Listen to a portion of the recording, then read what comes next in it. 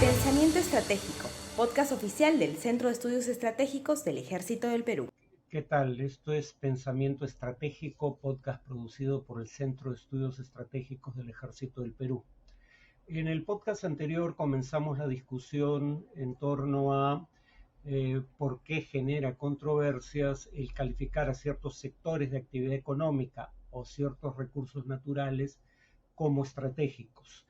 Vimos por qué, si bien existían razones atendibles para usar el calificativo, sin embargo, en tanto estas razones variaban según el contexto, no era un tema que pudiera definirse de manera precisa y categórica para cualquier circunstancia y por ende no era un tema que pudiera escamotearse al debate público, sobre todo en un sistema democrático.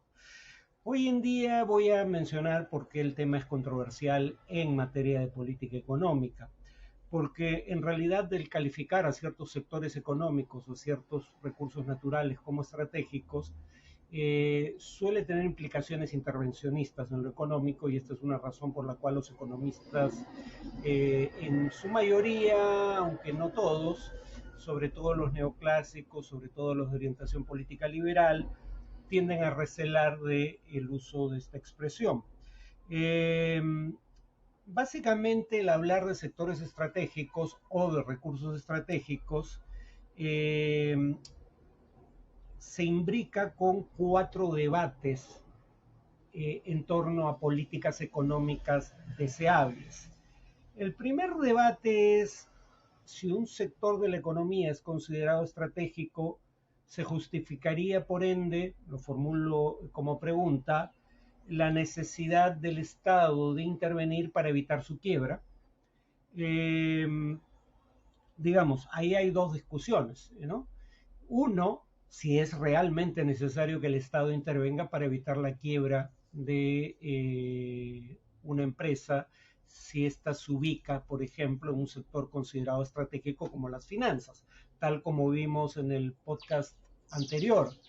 Eh, pero bueno, la prueba de que esto es discutible es el hecho de que, por ejemplo, en 2009, ante el riesgo de quiebra bancaria, quiebras masivas en el sector bancario, quiero decir, mientras la República de Irlanda decide asumir los pasivos de los bancos para sanearlos con fondos públicos, Islandia los dejó quebrar, ¿no?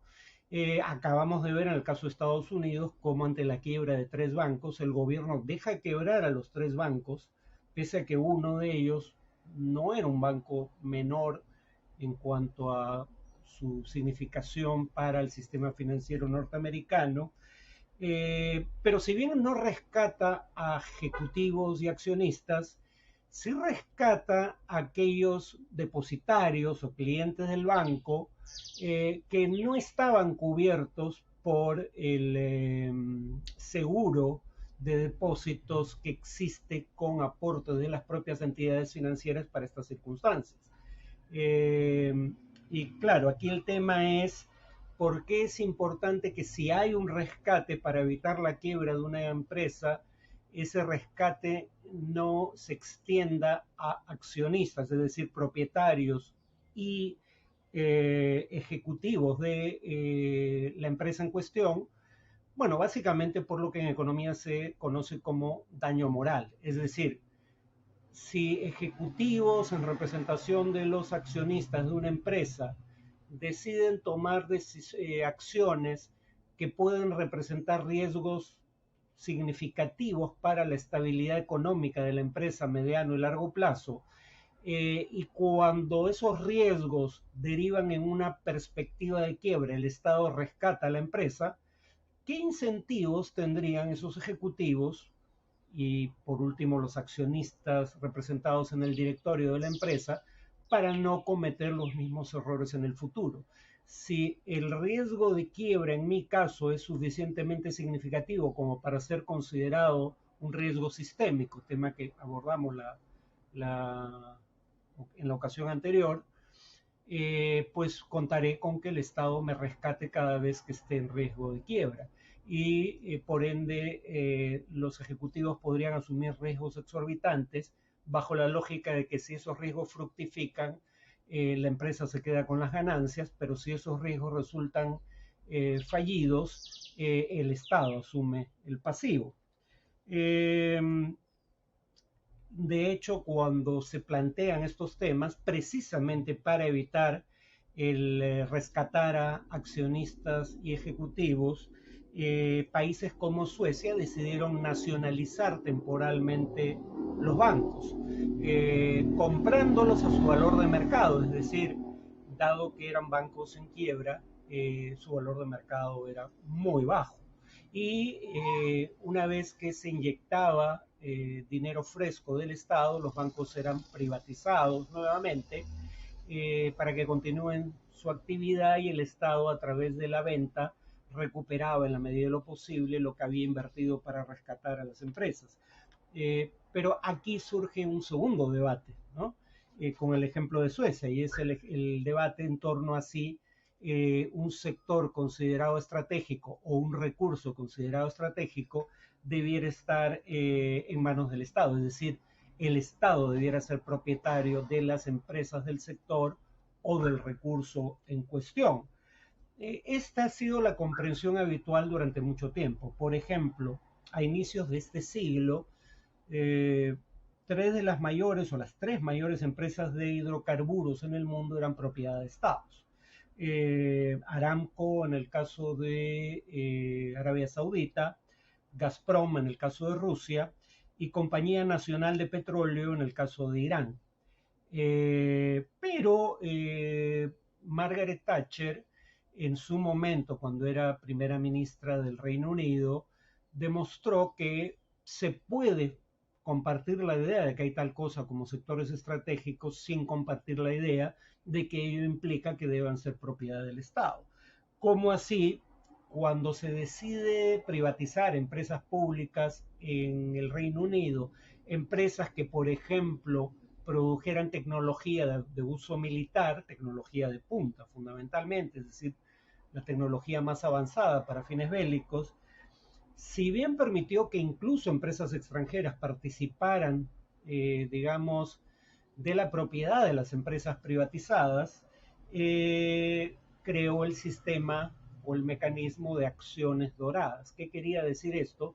Estas son acciones que daban al Estado británico injerencia en la empresa privatizada solo para un cierto tipo de decisiones, decisiones que afectaran la propiedad de la empresa, es decir, si se discutía una ampliación de capital o fusión con otra empresa o adquisición por otra empresa, en ese caso el Estado británico tenía derecho a vetar la decisión si la empresa que podía adquirir la empresa privatizada en todo o en parte representaba un riesgo, sea porque se trataba de un competidor en el ámbito de esa tecnología militar particular o en su defecto era una empresa vinculada a un Estado geopolíticamente considerado un rival. En ese contexto no querías que esas empresas que producían, en el ejemplo, tecnología bélica de avanzada, cayeran en manos de rivales comerciales o geopolíticos. Entonces, Margaret Thatcher era bastante pragmática en este tema. Aceptaba que había tal cosa como sectores estratégicos, pero no aceptaba que ello implicara que debieran ser propiedad del Estado, ¿no? Y aquí también nos aproximamos a un tercer debate en materia de política económica vinculado a la existencia o no de sectores estratégicos en la economía. Si un sector es estratégico, debe el Estado promoverlo con políticas específicas que favorezcan a ese sector. O sea, en otras palabras, debe el Estado adoptar políticas industriales, que eso es lo que en buen romance significa. ¿Qué son políticas industriales? Bueno, ya lo adelanté. Son políticas que implican adoptar decisiones que favorezcan a un sector de la economía particular porque se le considera de importancia crucial para la economía del país en su conjunto o para la seguridad nacional. Por ejemplo, debe concedérsele crédito preferencial. Ustedes dirán, pero la banca comercial no concede ese tipo de créditos. Claro, porque en el Perú en realidad ya no tenemos banca de desarrollo, tipo de banca o banca de fomento. El tipo de banca que existió en el Perú en el pasado y que existe en la gran mayoría de países desarrollados hoy en día, ¿no? Pero bueno, créditos preferenciales, subsidios directos con fondos públicos, exoneraciones tributarias, no le das recursos, pero le cobras menos impuestos, controles de exportaciones o importaciones, controles de inversión, etcétera, ¿no?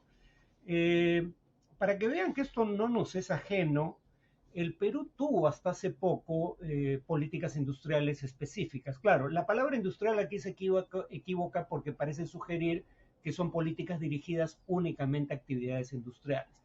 Pero el principio general es que son políticas que benefician a un sector particular de la economía. En otras palabras, aquí está el riesgo de que surge cuando el Estado elige ganadores, es el término que se utiliza en inglés. Y claro, porque el Estado tendría una capacidad para saber qué sectores van a ser importantes en la economía del futuro, e incluso suponiendo que el Estado tenga esa capacidad previsora, la pregunta es, bueno, los actores estatales o los individuos que toman decisiones en representación del Estado a veces tienen sus propios intereses.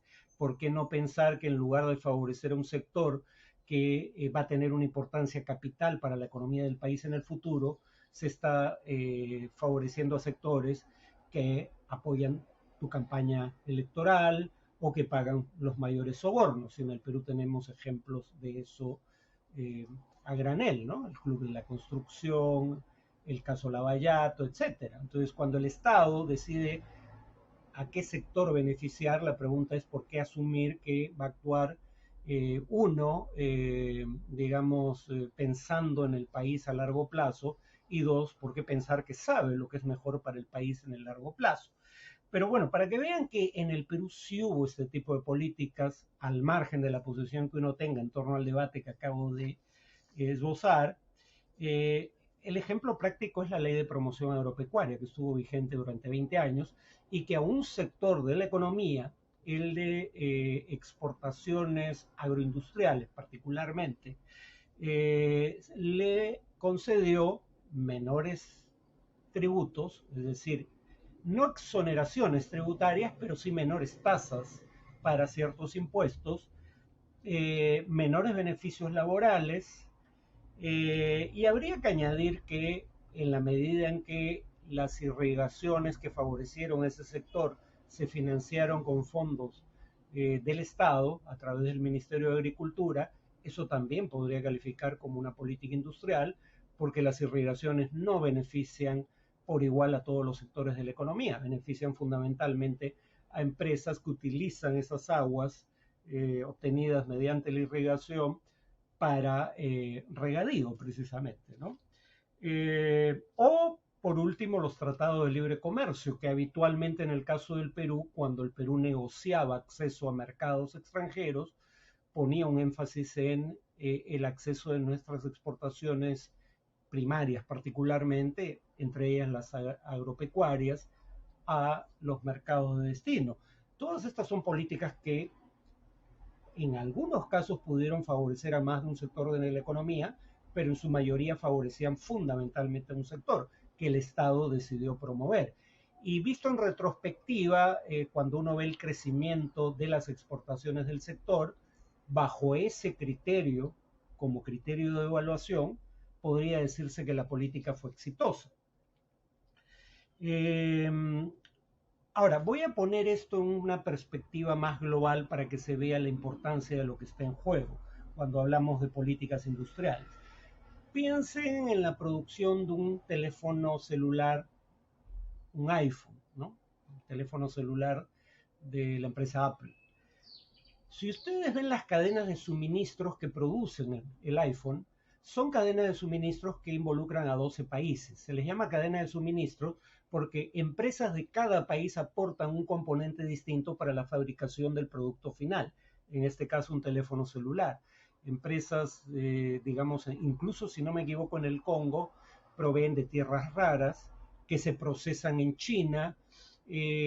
Presumo que en el caso del iPhone, como suele ser habitual, los microprocesadores avanzados que requiere el iPhone provienen de Taiwán, tal vez de Corea del Sur, que son los principales fabricantes en el mundo de microprocesadores avanzados, aunque qué tan avanzados sean los que usa el iPhone, no lo sé con certeza. El cobre peruano es uno de los insumos que se utiliza también para la fabricación de un iPhone. La propiedad intelectual proviene de la empresa matriz en los Estados Unidos. Entonces, estas empresas son eslabones de una cadena que tiene como propósito producir un bien final eh, y en la que participan muchos países. Hasta hace unos años, aunque nunca fue el único criterio para elegir los eslabones de una cadena de suministros, la eficiencia fue un criterio fundamental. Repito, no el único, pero fundamental. ¿Qué quiere decir la eficiencia? Es decir, se compraba, por ejemplo, los insumos a la empresa del país que fuera que tuviera la capacidad de ofrecer el mejor insumo al menor precio posible, ¿no? O sea, o competías por calidad o competías por costos. Pero el punto es, se elegía como proveedor eslabón de una cadena de suministros a la empresa que fuera más eficiente. El problema obvio con esto es el problema, o son los problemas en realidad, que hemos visto con la pandemia y la guerra en Ucrania. La pandemia detuvo cadenas de suministros eh, por las cuarentenas, por ejemplo, como medida de distanciamiento social para reducir los efectos en materia de salud pública de la pandemia. La guerra en Ucrania cortó cadenas de suministros ya no por un tema de salud pública, sino por un tema político. Y entonces se empieza a reconsiderar los criterios para establecer las cadenas de suministro. Ya no puede ser solo la eficiencia, porque eso genera vulnerabilidades políticas o vulnerabilidades económicas cuando por criterios de eficiencia dependes, por ejemplo, de un único proveedor. Piensen en el tema de los microprocesadores más avanzados, los que se miden en nanómetros y son de 9 nanómetros o menos. Alrededor del 90% de los microprocesadores más avanzados del tipo descrito se producen por una sola empresa en Taiwán, TSMC, una empresa taiwanesa. Buena parte del resto los produce Samsung en Corea, ¿no? Y entonces, claro, pónganse a pensar, ligeramente más del 90% de microprocesadores que son fundamentales para la actividad económica moderna, pero también para la actividad bélica moderna.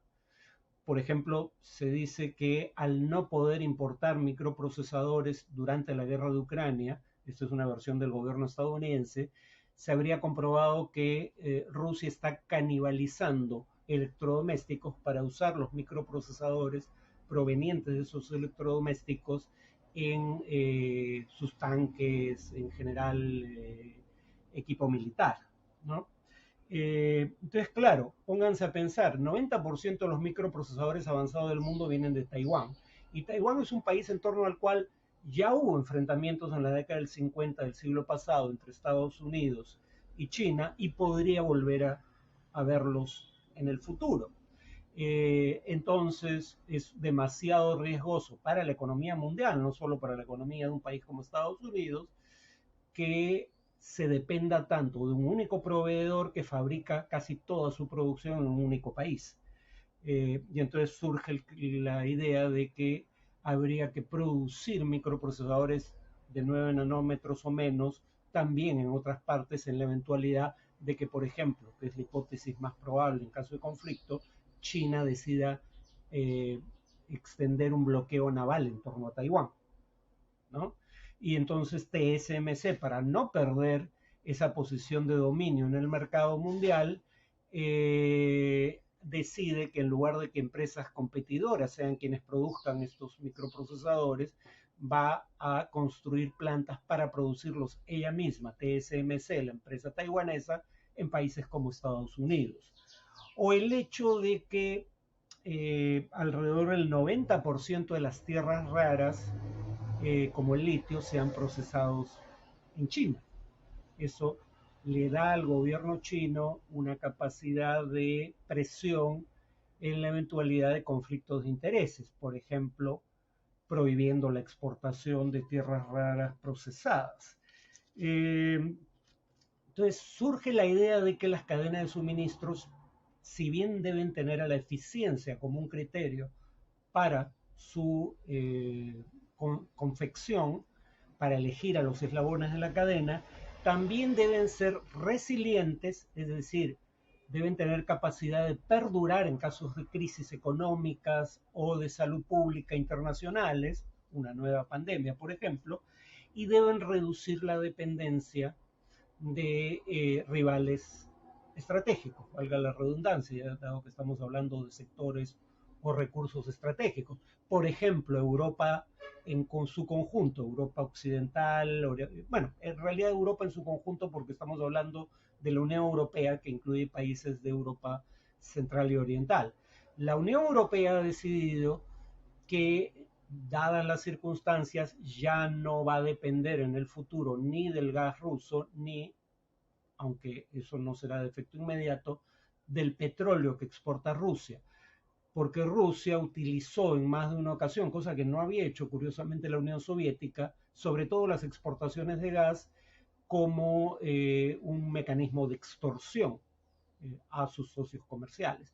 Para no volver a estar en esa situación y no depender de suministros de energías fósiles de un país que no solo los utiliza como instrumento de negociación, sino que además corta esos suministros por razones estrictamente políticas, van a buscar otras fuentes de energía, o bien el mismo tipo de energía, energías fósiles provenientes de otras regiones del mundo, o bien, y eso es lo fundamental a largo plazo, el uso de energías renovables, pero no depender de Rusia. Ahora, en términos de eficiencia, la razón por la que se compraba gas y petróleo a Rusia probablemente es que esa era la forma más eficiente de obtener energía.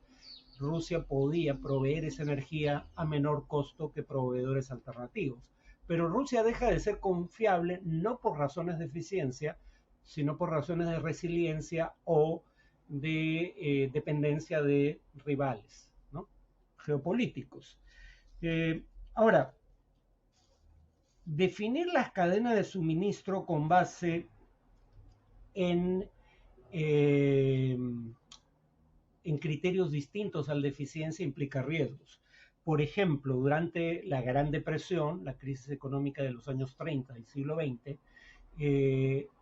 una forma a la que apelaron diversos gobiernos desarrollados para afrontar la crisis fue tratar de compensar la falta de demanda interna para la producción nacional con demanda de terceros países, pero para eso lo que hicieron fue promover sus propias exportaciones, por ejemplo, devaluando la propia moneda y haciéndolas así más competitivas, o prohibir o elevar los aranceles a las importaciones provenientes de esos países. Por un lado, garantizas que el mercado interno sea cubierto por la producción nacional. Por otro lado, la producción nacional que no tiene mercado dentro del país puede exportar o puede ser exportada. El punto es que como diversos países hicieron lo mismo al mismo tiempo, el efecto se neutralizó y eso empeoró, digamos, los efectos de la Gran Depresión. Entonces, digamos, estas políticas implican una serie de riesgos, fundamentalmente en materia de eficiencia económica. Por ejemplo, veamos el caso del Acta para la Reducción de la Inflación del gobierno de los Estados Unidos. Esta es una política industrial típica. Incluye subsidios, exoneraciones tributarias a productores y consumidores norteamericanos. Por ejemplo, una reducción o exoneración tributaria de hasta $7.500 por la compra de autos eléctricos, porque también tiene como propósito el Acta para la Reducción de la Inflación el fomentar la transición hacia energías renovables. Alemania y Francia, en respuesta al Acta para la Reducción de la Inflación de Estados Unidos, que además solo concede subsidios y exoneraciones o bien a empresas que produzcan en Estados Unidos o bien empresas que tengan tratados de libre comercio con Estados Unidos, o sea, empresas que operen en países que tengan tratado de libre comercio con Estados Unidos, lo cual excluye a la Unión Europea. Alemania y Francia decidieron proponer que la Unión Europea haga exactamente lo mismo que hizo Estados Unidos. Proponemos, cito un documento bilateral, proponemos permitir la experimentación con subsidios y exoneraciones tributarias focalizadas. Es decir, proponemos hacer lo mismo que nos ha hecho Estados Unidos, porque lo que hizo Estados Unidos le da ventajas competitivas a sus empresas a expensas de las nuestras. Entonces hay que concederle a nuestras empresas las mismas ventajas. Además, habla de usar la política comercial de la Unión Europea para evitar las distorsiones que provienen de decisiones, aunque se menciona más bien a países como China, tienen en mente también las distorsiones al comercio internacional que introduce el Acta para la reducción de la inflación en Estados Unidos. La prueba de que Estados Unidos era el país que tenían en mente los gobiernos de Alemania y Francia es que inmediatamente después de lanzar su propia propuesta para la Unión Europea, que intenta imitar lo hecho por Estados Unidos, viajan los ministros de Economía de Francia y Alemania a Washington para negociar el tema del comercio bilateral ante los efectos nocivos para sus economías del Acta para la reducción de la inflación. La agencia Deutsche Welle tituló su reporte sobre la visita de los ministros de Economía de estos países a Washington de la siguiente manera: Francia y Alemania viajan a Estados Unidos para evitar una guerra comercial. Más evidente no podría ser, ¿no? Finalmente, el cuarto debate en torno al cual la discusión sobre la existencia de sectores o recursos estratégicos incide sobre las políticas económicas tiene que ver con lo que acabo de decir, el libre comercio. Cuando tú das ventajas competitivas a tus empresas, estás distorsionando el comercio internacional que no se basa en criterios de eficiencia. En materia comercial, digamos, Eugene Stanley decía en 1939 que uno de los problemas de tomar decisiones comerciales con base en criterios políticos es que, como por ejemplo tú podrías decidir negarle el acceso a tus recursos naturales a un rival geopolítico, creas la tentación para que ese rival geopolítico intente acceder a esos recursos por la vía de las armas, porque no puede obtenerlos por la vía del comercio. Eugene Stanley decía en 1939 lo siguiente al respecto: cuando se erigen los muros económicos a lo largo de las fronteras políticas, se obliga a que la posesión de territorio coincida con las oportunidades económicas. Entonces se hace necesaria la expansión territorial como medio para acceder a recursos. En una economía internacional abierta, por contraste, se accedería a esos recursos a través de condiciones comerciales, ¿no? Pero siempre hubo excepciones a esta norma sugerida por Stanley. Por ejemplo, el libre comercio siempre admitió excepciones como el comercio de armas nucleares. Por el Tratado de No Proliferación Nuclear está prohibido que países que no tienen armas nucleares intenten obtenerlas, sea fabricándolas o importándolas, ¿no? Entonces, no es cierto que el libre comercio haya regido, incluso en su momento de auge, para todo efecto, ¿no? Había bienes excluidos del mismo y servicios excluidos del mismo. Pero además, durante la pandemia vimos que, por ejemplo, países desarrollados restringían sus exportaciones de pruebas moleculares, respiradores mecánicos o, una vez obtenidas, vacunas para el COVID-19. O durante la guerra de Ucrania, países como la India decidieron restringir su exportación de alimentos en consideración a la posibilidad de que, producto de una guerra entre países que eran grandes exportadores de productos alimenticios, estos empezaran a escasear en los mercados internacionales, ¿no? Entonces, la paradoja es que el libre comercio efectivamente permite acceder en condiciones competitivas a los recursos que uno necesita, salvo cuando las circunstancias se tornan críticas por la presencia de una pandemia o de una guerra. Acá terminaría con un dato que me parece interesante. Además de adoptar políticas que en buena medida favorecen indebidamente, si uno cree en el libre comercio, a sus empresas, políticas como el Acta para la Reducción de la Inflación, Estados Unidos ha decidido prohibir la exportación de ciertos productos tecnológicos avanzados a China, incluyendo los microprocesadores más avanzados, los que ya hablé. Y claro, como los productores de otros países de esos bienes habitualmente requieren o de propiedad intelectual de empresas estadounidenses o de insumos obtenidos de empresas estadounidenses, las sanciones que aplica Estados Unidos contra China tienen efecto virtualmente universal porque se trata de empresas que, aunque no sean de matriz estadounidense ni trabajen en Estados Unidos, tienen propiedad intelectual o componentes de empresas estadounidenses, y por eso la prohibición de exportar a China se hace extensiva a ellos. Pero claro, Estados Unidos lo que le está pidiendo a los países europeos es, uno, aceptar políticas por parte de Estados Unidos que perjudican la competitividad de sus empresas, como el Acta para la Reducción de la Inflación, y dos, dejar de exportar a un país como China, que en cierto tipo de microprocesadores representa la demanda china alrededor de la mitad del comercio mundial.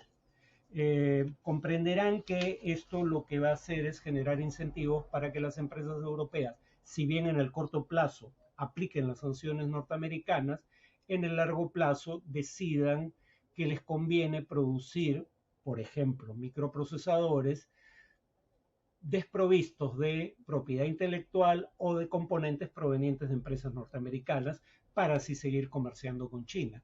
En otras palabras, si Estados Unidos quiere que sus aliados europeos se alineen con sus políticas hacia China, va a tener que hacerles concesiones en temas como el del Acta para la Reducción de la Inflación, porque de lo contrario, los países europeos van a velar por sus propios intereses y no los intereses de Estados Unidos. Bueno, eso es todo por este podcast. Nos vemos el próximo mes. Pensamiento Estratégico, podcast oficial del Centro de Estudios Estratégicos del Ejército del Perú.